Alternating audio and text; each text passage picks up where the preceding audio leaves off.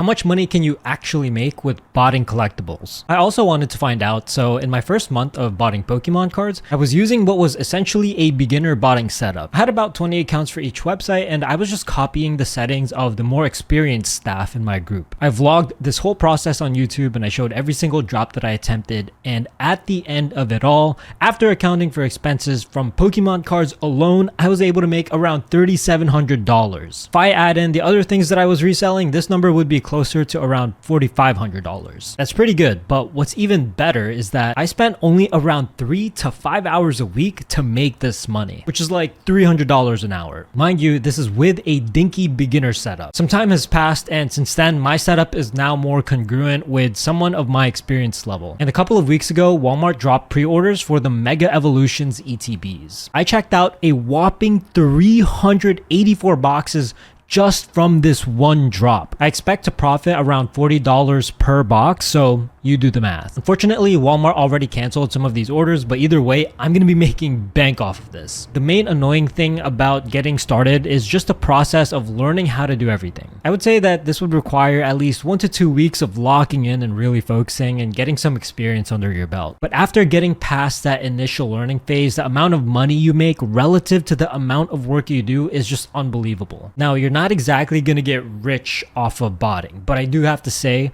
this is one hell of a side hustle. If you want to get started doing this, we recently updated our website, which goes over how we train newbies into pro botters in just a short period of time. And if you have any questions for me or for us, once you get to the website, click on this free consultation button, follow the prompts, and it'll lead you to our free Discord in case you want to ask anything to see if this is right for you.